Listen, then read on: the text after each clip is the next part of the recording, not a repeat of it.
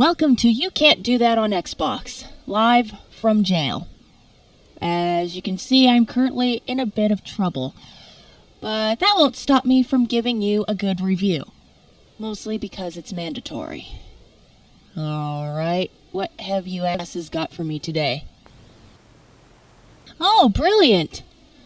Lock me up in a jail cell and force me to review something that I actually like. Brilliance. Sheer brilliance. That's right, tonight's campaign is Death Aboard, which, by the way, is available for Left 4 Dead 1 and Left 4 Dead 2. Both versions are equally nice, and we're going to stick with the Left 4 Dead 1 version tonight. Which, by the way, in this campaign, we start off on top of the roof of a prison, and then we make our way inside to where many prison cells are, because, duh, it's a prison. Then we make our way into the prison cafeteria, where we see lots of fresh meat for the inmates. We hit the breaker and trigger the prison alarm, which brings us more McDonald's hamburger meat. Then we make our way up a ladder, which takes us to above the cafeteria. Then eventually we find shiny buttons, followed by the safe room. In the next level, we make it outside for some fresh prison air. One thing I will point out in this game, I'm not sure if it carries over to Left 4 Dead 2 version since I haven't played it yet, but in this version, whenever you kill a zombie, it sounds like you're shooting at wood. We make our way through the prison offices and back out onto the streets. Then, back down into the prison sewers.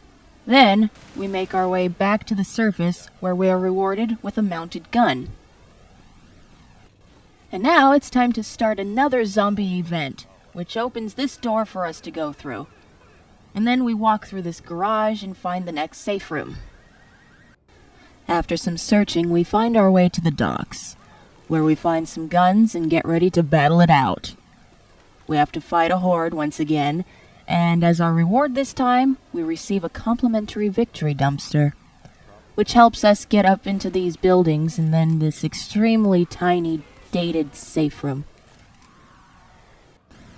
Now here's where the fun really begins. We have to wander through a bunch of shipwrecked vessels. They creak, everything is tilted, and even shaky. The realism in this part really impressed me, actually, but the zombies are still made of wood.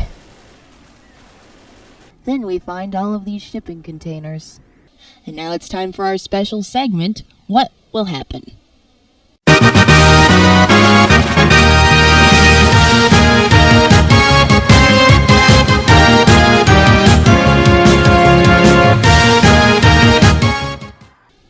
We may have had to restart that map, but damn, that one was the best trap I've ever seen. Assuming the car hasn't impaled you, it crashes and causes an alarm. After fighting the zombies that come with it, we make our way topside and find some guns. And then we go back into the ship and search our way to find freedom on an island where the safe room is. This brings us to our finale. It's not as simple as just walking a small distance and pressing the radio to summon help. Rather, you have to explore the island and find this engine. Then we hold out until our rescue arrives. That's right, this time we're being rescued by a hot air balloon. And you can't do that on Xbox. I think it's rather obvious what I have to think about this campaign. The scenery was excellent. It was really fun, unique, and even though I'm sure it was unintentional, the wooden zombies were just funny to me. I mean, it's not something you would expect every day, shooting wooden zombies and that. I'm Overlord Tomala, and we all knew it was only an amount of time before I ended up in here.